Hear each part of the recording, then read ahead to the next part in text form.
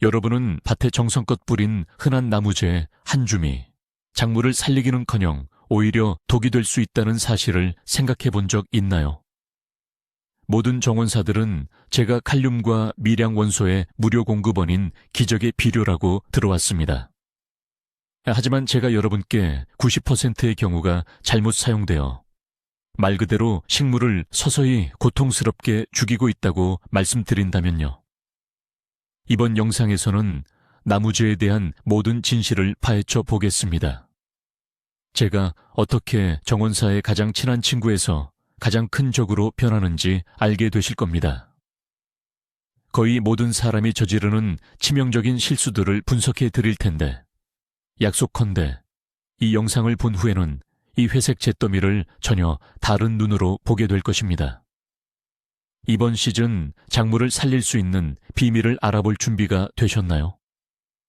그럼 시작하겠습니다. 우선 오래된 정원 속설이 아닌 과학적인 관점에서 나무재가 도대체 무엇인지부터 알아보겠습니다. 본질적으로 재는 나무를 태우고 남은 타지 않는 미네랄 잔여물입니다. 우리 조상들은 재의 가치를 본능적으로 이해하고 수세기 동안 토양의 비옥도를 높이는 데 사용했습니다. 하지만 그들은 시행착오를 거쳤죠. 반면 우리는 재의 내부를 들여다볼 수 있으며 재가 사실 복잡한 화학 칵테일이라는 것을 알 수 있습니다. 재에는 토양의 산성도를 낮추는 칼슘, 열매를 맺고 겨울을 나는데 필수적인 칼륨, 그리고 인, 마그네슘, 철부터 붕소까지 광범위한 미량 원소들이 포함되어 있습니다. 완벽한 복합 비료처럼 들리죠. 바로 이 때문에 재는 텃밭에 금으로 추앙받게 된 것입니다. 하지만 모든 복합 물질이 그렇듯 악마는 디테일, 즉 사용량에 숨어 있으며 무엇보다도 대부분의 사람이 잊고 있는 재의 강력한 알칼리성 효과에 숨어 있습니다.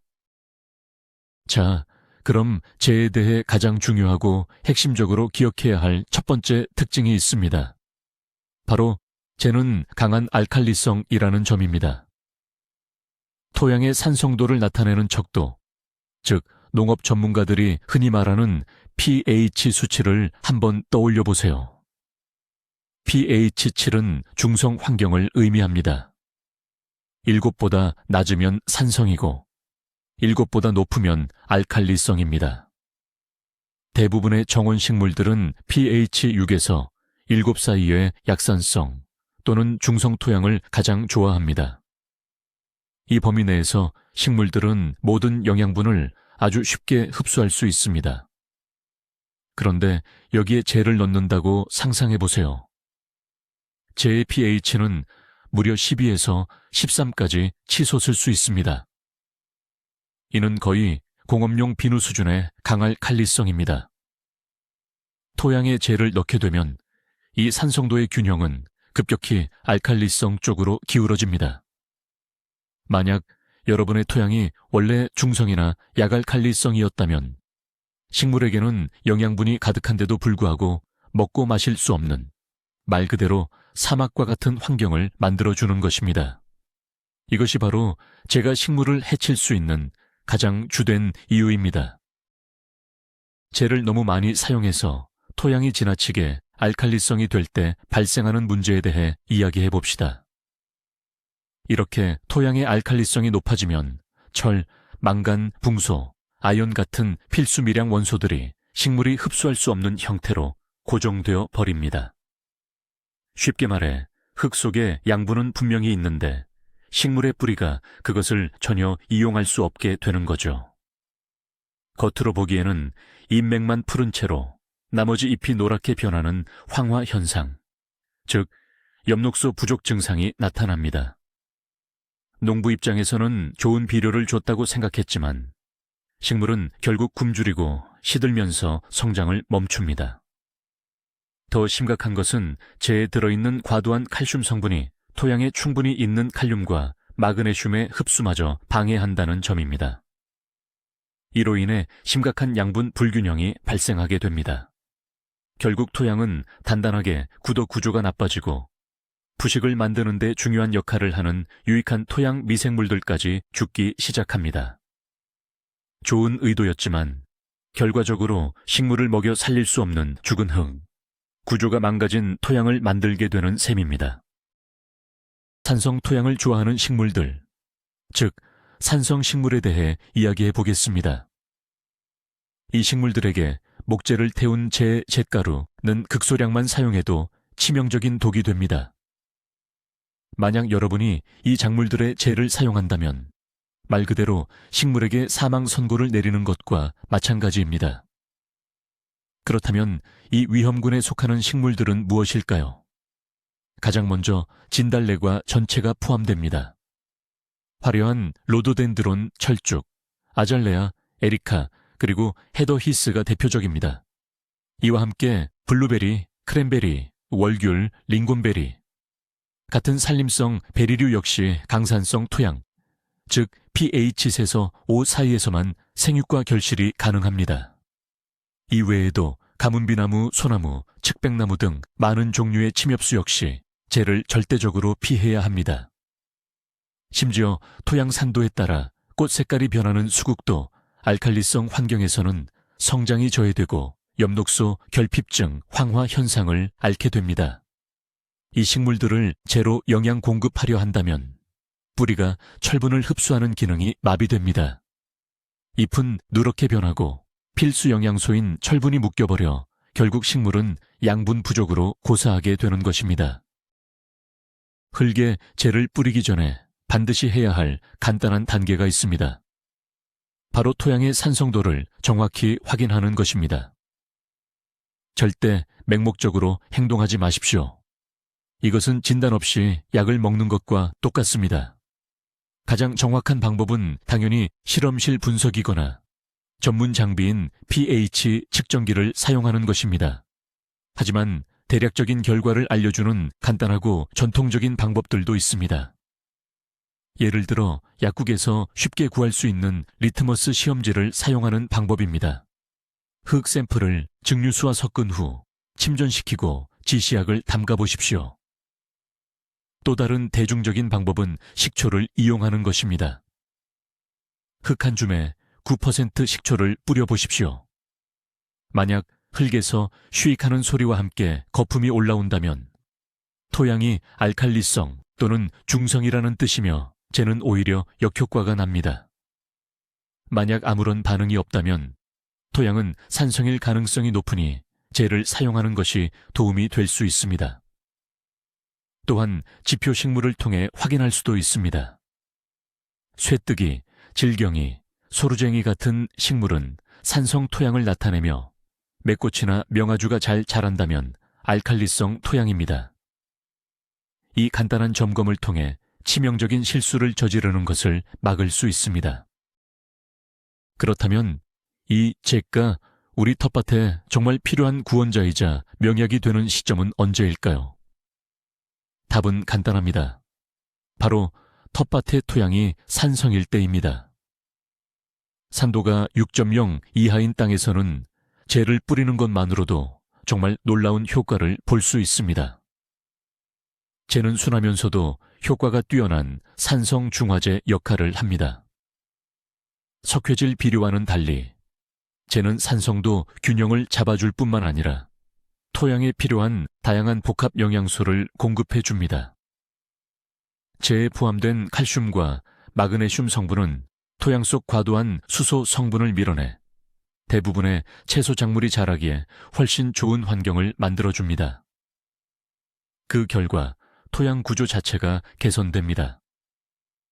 흙이 더욱 푸석하고 알갱이가 생기며 통기성과 배수성이 월등히 좋아집니다. 유기물을 분해 차고 비옥한 부식토를 만드는 유익한 미생물의 활동도 활발해집니다.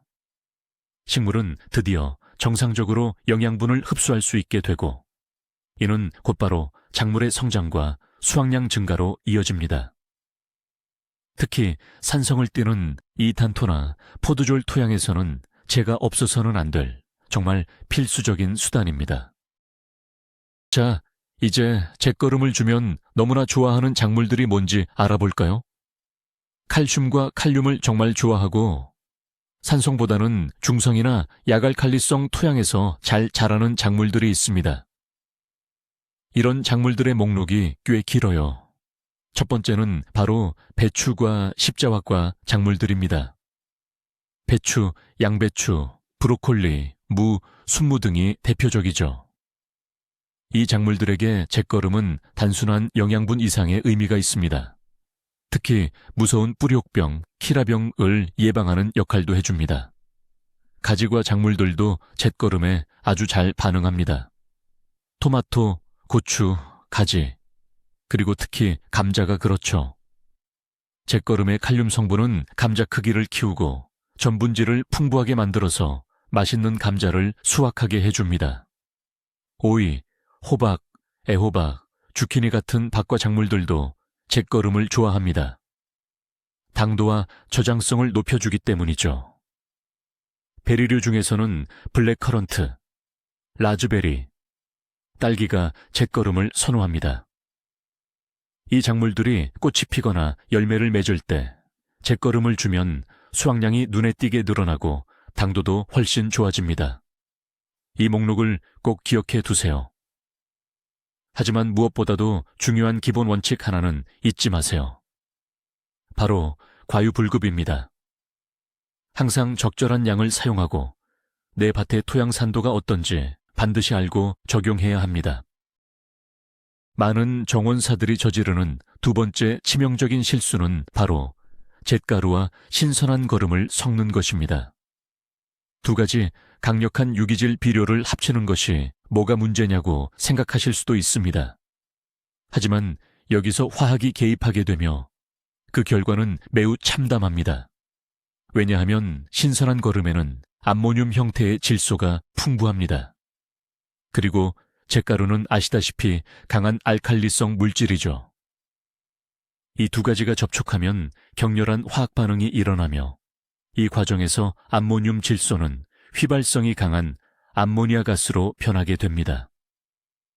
쉽게 말해 식물 성장에 가장 중요한 영양소인 질소가 지독한 냄새를 풍기며 그저 공기 중으로 날아가 버린다는 뜻입니다. 여러분은 거름 속에 있던 질소의 절반가량을 잃는 것은 물론이고 배출되는 암모니아 가스로 인해 식물의 뿌리가 손상될 위험까지 있습니다. 결과적으로 2배의 이익 대신 쓸모없는 비료와 작물에 대한 스트레스라는 이중의 손해를 보게 되는 것입니다. 이 규칙을 반드시 기억하십시오. 잿가루와 신선한 거름은 절대로 섞어서는 안 됩니다. 이 둘은 반드시 따로 시비해야 합니다. 예를 들어 거름은 가을에 주고 잿가루는 봄에 주는 식이죠. 질소 성분의 화학 비료에 잿을 섞을 때도 똑같은 문제가 발생합니다. 질소 비료는 유한 황산암모늄, 질산암모늄, 요소 등을 말하죠. 작용 메커니즘은 퇴비와 섞을 때와 완전히 동일합니다. 제가 만들어내는 강한 알칼리성 환경이 비료 속의 질소를 기체 상태로 변화시켜 공기 중으로 모두 날아가게 만듭니다. 값비싼 비료를 사서 제 한 줌으로 그 효과를 없애버린다면 그냥 돈을 공중에 날리는 셈입니다. 게다가 쟤는 슈퍼인산염 같은 인산질 비료와도 섞지 않는 것이 좋습니다. 쟤에 다량 함유된 칼슘 성분이 인과 반응하여 물에 잘 녹지 않는 인산칼슘 화합물을 만들기 때문입니다. 그 결과 뿌리 발달과 개화에 필수적인 인 성분이 식물이 흡수할 수 없는 상태가 되어버립니다. 인이 마치 토양 속에 갇혀버리는 것과 같습니다. 그러므로 기억하십시오. 쟤는 그 자체로 완전한 비료입니다. 만약 다른 비료를 사용하고자 한다면 제 사용 시점과 최소 2주에서 3주 정도의 간격을 두어야 합니다. 모든 쟤가 똑같이 유익한 것은 아니라는 점을 아는 것이 매우 중요합니다. 세 번째 치명적인 실수는 바로 부적절한 출처의 쟤를 사용하는 것입니다. 이러한 쟤는 비료가 아니라 사실상 독성이 있는 폐기물로 간주해야 합니다. 건축 폐기물에서 나온 재, 즉 레커나 페인트 칠이 된 목재, 목재칩으로 만든 판, 합판 등을 태워서 얻은 재는 절대 사용해서는 안 됩니다. 이러한 물질에는 중금속, 포르말데이드 수지 및 기타 유해 화학물질이 포함되어 있으며 이는 토양을 오염시키고 최종적으로 여러분의 작물까지 영향을 미치게 됩니다. 마찬가지로 인쇄된 컬러 종이, 광택 잡지, 인쇄된 골판지를 태운 자 역시 사용해서는 안 됩니다. 인쇄 잉크에는 남 및 기타 독성 화합물이 포함되어 있기 때문입니다. 석탄, 특히 무연탄 같은 석탄을 태운 재도 황과 중금속 함량이 높기 때문에 텃밭에 적합하지 않습니다. 그리고 물론 생활 쓰레기나 플라스틱을 태운 재를 밭에 뿌리는 것은 절대로 해서는 안 될 일입니다. 반드시 땔감, 나뭇가지, 식물 줄기 또는 짚을 태워서 얻은 순수한 목자의 재만 사용하십시오. 그래야만 그 안전성을 확신할 수 있습니다. 네 번째로 흔하게 저지르는 실수는 바로 용량 오용입니다. 아무리 좋은 물질이라도 양이 과하면 독이 되듯이 재 역시 마찬가지입니다. 유기물은 아무리 많이 줘도 땅을 망치지 않는다라는 위험한 오해가 있습니다. 하지만 재에 관해서는 이 원칙이 통하지 않습니다. 재를 과도하게 사용하면 토양의 산성도가 급격히 올라가 심한 알칼리와 염기성 증가를 초래하며 그 결과에 대해서는 이미 말씀드렸습니다. 그렇다면 과연 적정량은 어느 정도일까요? 봄철 밭을 갈 때 건조한 재를 넣는 평균 안전 기준은 한 제곱미터당 100g에서 200g입니다. 이는 대략 종이컵 한 컵 정도의 양입니다. 이 정도의 양을 매년 주는 것은 권장되지 않으며 2년에서 3년에 한 번씩 시비하는 것이 가장 좋습니다. 감자나 토마토를 심을 때처럼 특정 지점에 부분적으로 영양을 공급할 경우에는 흙과 잘 섞은 재를 밥숟가락으로 한두 스푼 정도만 넣어주면 충분합니다. 만약 액체 비료로 만들 경우에는 재 한 컵을 물 10리터에 희석하는 것이 표준적인 레시피입니다. 이러한 기준을 초과할 경우, 특히 토양 산성도가 낮아 강한 알칼리화가 불필요한 땅에서는 돌이킬 수 없는 결과를 초래할 수 있으며 수년간 농사를 망칠 수도 있다는 점을 명심해야 합니다. 첫 번째 사용 방식인 마른 재 사용법을 좀 더 자세히 알아보겠습니다. 이 방법은 주로 봄이나 가을, 흙을 뒤엎거나 갈아엎을 때 사용됩니다. 여기서 가장 중요한 규칙은 바로 균일성입니다. 재를 한 곳에 뭉쳐서 뿌리면 안 됩니다. 흙 표면에 최대한 골고루 펴 바르듯이 뿌려야 하고 그 후에 바로 괭이나 삽을 이용해 8cm부터 10cm까지 깊이로 흙 속에 섞어 주어야 합니다. 왜 이렇게 하는 것이 중요할까요? 첫째, 표면에 그대로 남겨둔 재는 바람에 쉽게 날아갑니다. 둘째, 비나 햇빛의 영향으로 겉흙이 단단하게 굳어버리면 뿌리로 공기가 들어가는 것을 방해하기 때문입니다. 가을에 재를 넣어주면 다음 시즌을 위해 토양을 미리 준비시킬 수 있고 봄에 넣어주면 식물이 잘 자랄 수 있도록 좋은 시작점을 제공합니다. 또한 마른 재는 식물의 가루를 묻히는 용도로도 쓰입니다. 예를 들어 벼룩이 벌레를 쫓기 위해 양배추 잎에 뿌리거나 민달팽이와 싸우기 위해 비비추 주변 흙에 사용됩니다. 이 경우에는 바람이 불지 않는 날, 마른 잎 위에 얇은 층으로 발라주어야 효과적입니다. 두 번째로 인기가 많은 방법은 바로 잿물이나 재를 우려낸 물을 사용하는 것입니다. 이 방법은 영양소가 식물이 흡수하기 쉬운 형태로 존재하기 때문에 생장 기간 동안 즉각적인 영양 공급을 할 때 특히 효과적이라고 알려져 있습니다. 고전적인 잿물 제조법은 아주 간단합니다. 채로 친 고운 나무자에 한 컵을 물 10리터에 넣고 잘 섞어주세요. 용액을 하루 정도 우려내는데 이때 주기적으로 잘 저어줍니다. 이렇게 하면 대부분의 유효 성분들이 물속으로 충분히 녹아나오게 됩니다. 사용 전에는 잿물을 다시 한번 잘 저어준 다음 식물 뿌리 밑동에 직접 물을 주듯이 관주해 주시면 됩니다. 권장 사용량은 다 자란 식물 하나당 0.5리터에서 1리터 정도이며 이는 식물의 크기에 따라 조절하시면 됩니다. 이러한 액체 영양 공급은 칼륨과 인을 뿌리에 바로 빠르게 전달해 주기 때문에 꽃이 피고 열매를 맺는 시기에 특히 좋습니다. 토마토, 고추, 오이, 그리고 다양한 베리류 과목에 영양을 보충해주는 아주 좋은 방법이 될 수 있습니다. 이제 또 다른 흔한 오해에 대해 이야기해 볼까요? 바로 JAC가 모든 병충해의 만병통치약이다라는 믿음입니다. 실제로 젤을 뿌리는 것이 특정 문제 해결에 도움이 될 수는 있지만 너무 큰 기적을 기대해서는 안 됩니다. 제가 잎이나 토양 표면에 만드는 알칼리성 환경은 진딧물, 민달팽이, 달팽이처럼 껍질이 부드러운 해충들에게는 매우 불쾌합니다. 그래서 이들은 제가 있는 곳을 피하려고 하죠. 또한 십자화과 벼룩이벌레나 감자이벌레 같은 해충의 몸에 제가 닿으면 자극을 주어 탈수를 유발할 수 있습니다. 하지만 대규모로 해충이 창궐했을 때는 사실상 효과를 보기 어렵습니다. 질병 측면에서는 곰팡이들이 산성 환경을 선호하기 때문에 쟤는 흰가루병 같은 일부 곰팡이성 질병에 대한 예방 효과는 줄 수 있습니다. 하지만 이미 병에 걸린 식물을 치료하는 데는 역부족입니다.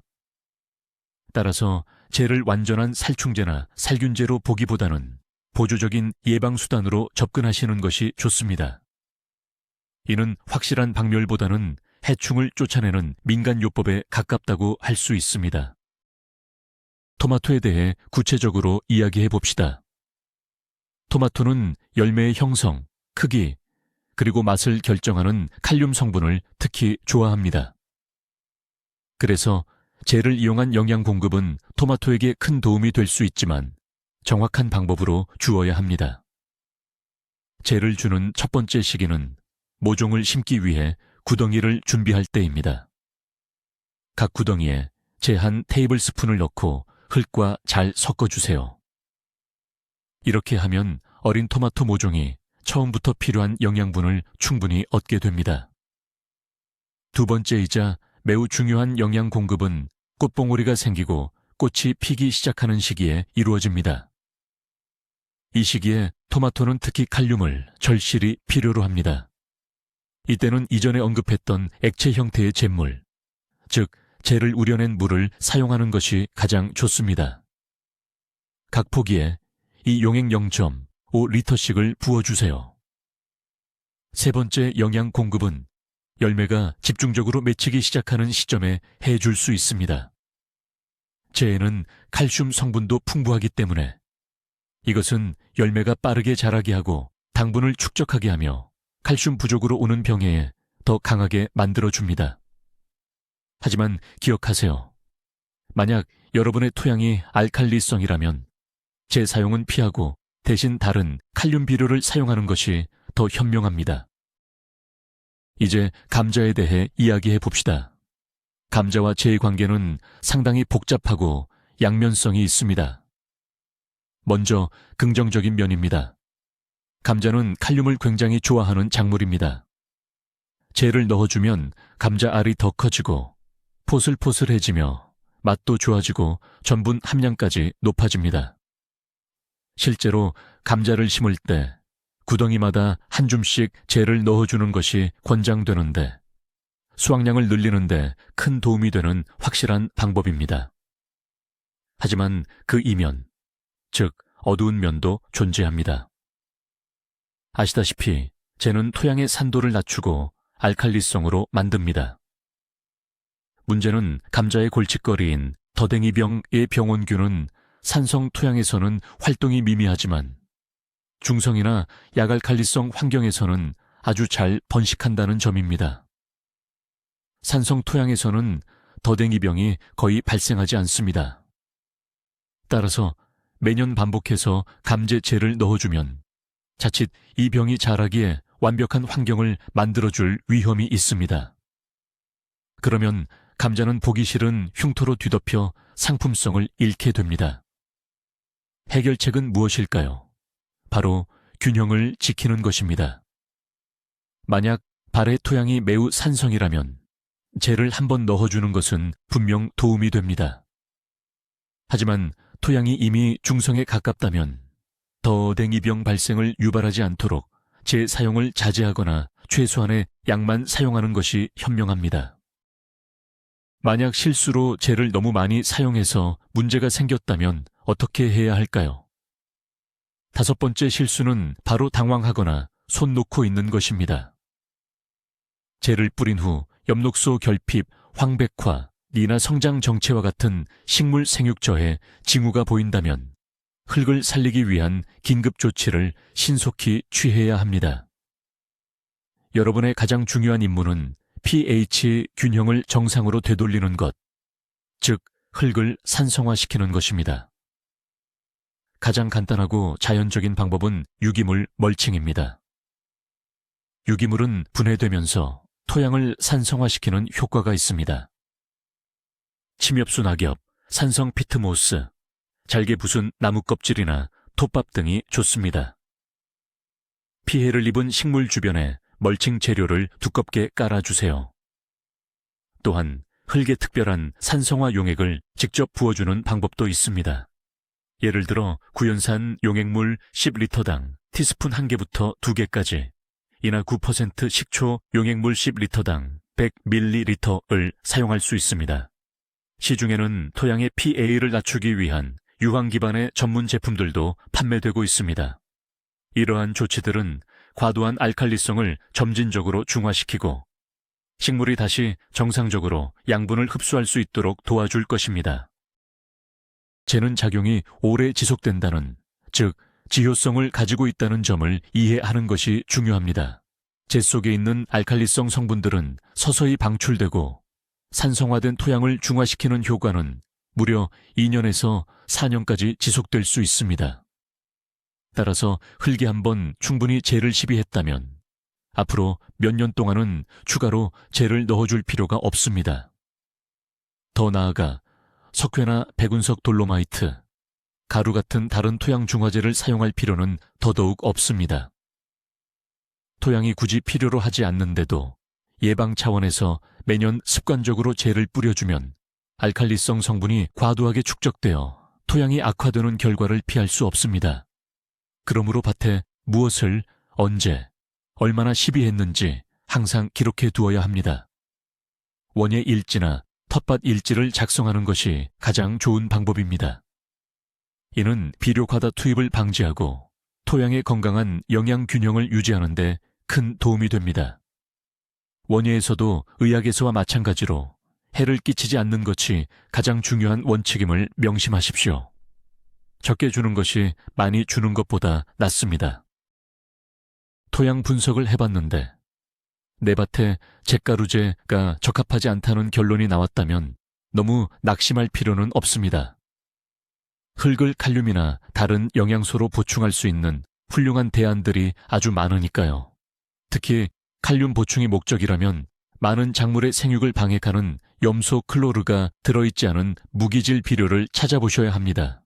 황산칼륨, 유산칼륨이나 마그네슘까지 추가로 공급하는 칼리마그네시아가 좋은 선택지가 될 수 있습니다. 이 비료들은 토양의 산성도 pH를 변화시키지 않는다는 장점이 있습니다. 만약 유기농법을 고수하는 분이라면 바나나 껍질로 만든 퇴비나 컴프리, 오콤니그를 우려낸 액체 비료가 훌륭한 칼륨 공급원이 됩니다.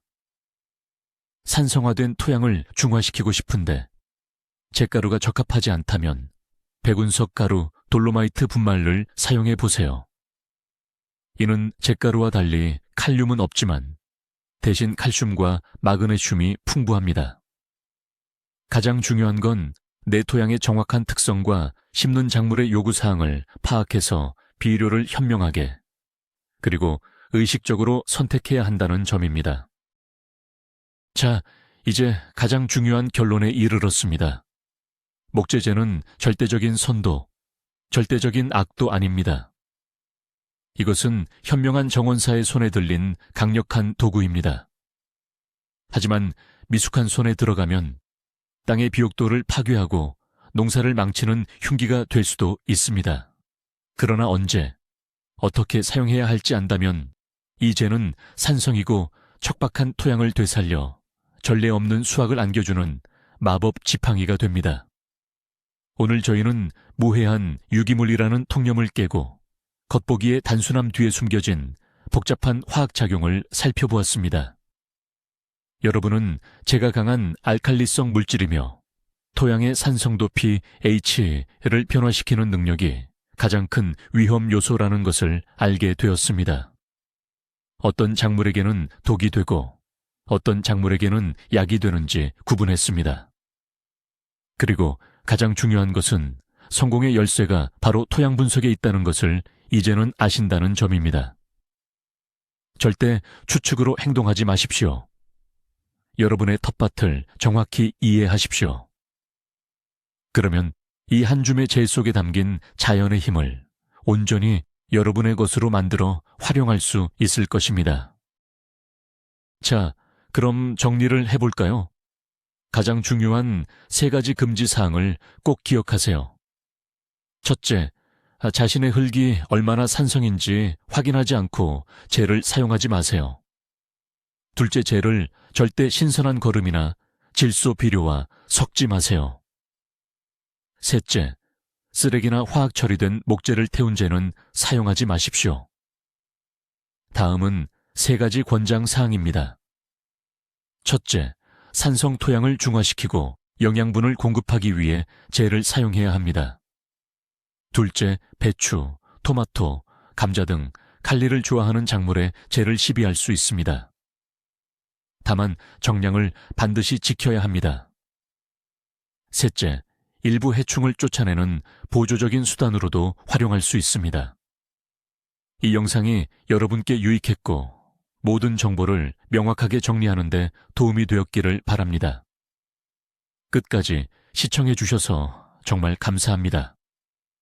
새로운 것을 알게 되셨다면 꼭 좋아요를 눌러주시고 채널을 구독해 주세요. 다음 정원 미신에 대한 분석 영상을 놓치지 않도록이요. 이제 여러분께 질문이 있습니다. 댓글로 제 사용 경험에 대해 이야기해 주세요. 부정적인 결과에 직면했거나 반대로 아주 좋은 결과를 얻으셨나요? 서로 경험을 나눠 봅시다.